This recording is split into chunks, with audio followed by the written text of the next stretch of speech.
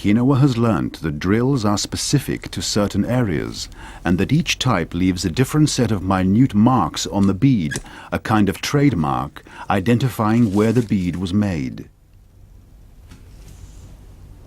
But these tiny marks are on the inside of the bead, and so he fills the beads with a gel that takes a precise impression. The gel impressions provide a unique record of the hundreds of beads Quinoa has gathered from sites across the globe. And under a powerful microscope, Dr. Quinoa can determine precisely where each bead was made.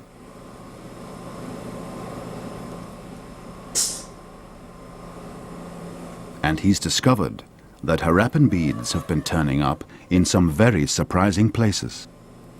By comparing the inside of the bead, meaning the drill hole, and the measurements and all of the specifics of it, it's possible now to confirm that beads made in the Indus Valley were going to Mesopotamia, they were going to Central Asia, and most recently I'm finding that there might be beads in China.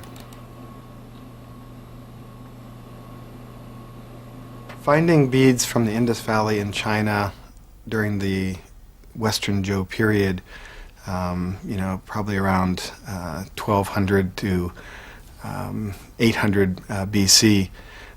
This is Shang and Western Zhou. And it's very important. It means that there's much wider overlapping trade networks in the ancient period than anyone had ever imagined. The Turkish obsidian findings had shown that there was trade across parts of Asia 9,000 years ago. But the Harappan bead evidence proves that by 4,000 years ago, there was trade right across Asia, 2,000 years before the Silk Road had begun.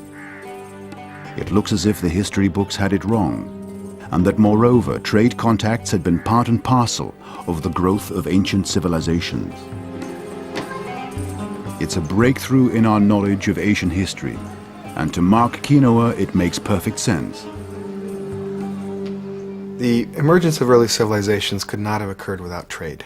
You cannot develop a complex society without connections to distant areas. Trade is key to bringing materials in from distant areas that are not accessible to everyone in the society.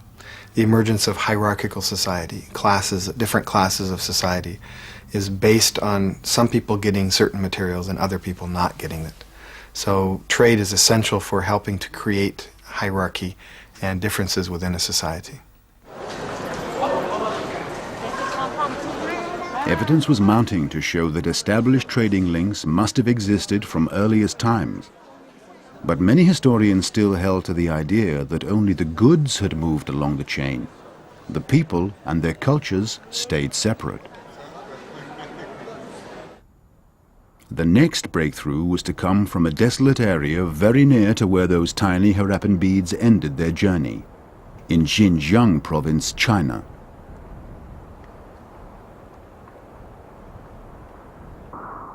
This is the Taklamakan Desert in the westernmost part of China, a vast desert of sand and stone rimmed by impassable mountains.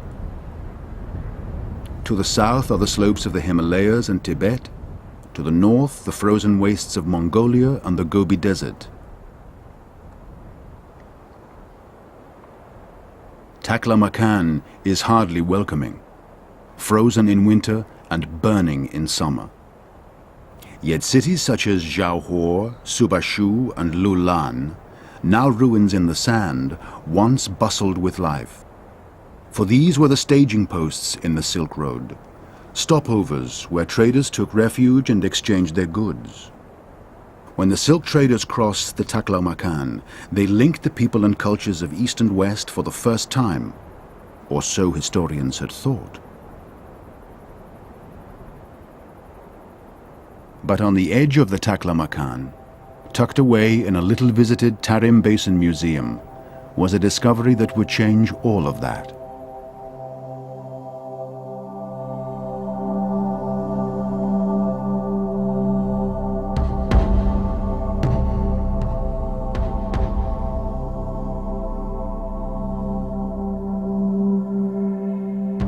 Mummies. Not the deliberately prepared mummies of Egyptian fame, but ancient corpses, naturally preserved by the dehydrating desert climate. Such mummies are not uncommon in desert areas, but these were so unexpected they sent shock waves through the archaeological world. Their features reflect not the Asian people who inhabit this continent today, but a completely different physical type. Some of these bodies are more than 6 feet tall, much taller than the norm for the local Chinese population. Their desiccated remains reveal wisps of blonde hair, high cheekbones, long prominent noses, and round, deep-set eyes. None of these is characteristic of Asian peoples. They are typically Caucasian. It looked as if these were visitors from outside, travelers who had died thousands of miles from their original home. The mummies provoked a whole raft of questions. Why were these people so different to today's Asian population? Who were they, and where had they come from? There was one clue. The mummies were dressed in colorful clothing and wrapped in cloth. Irene Good is a textiles expert from Harvard University. She was invited by the Chinese authorities to take fabric samples for analysis. In her laboratory, she carried out a meticulous examination. First, she looked at the designs, patterns, and weaving techniques, comparing them with those known to have been used throughout history by different cultures.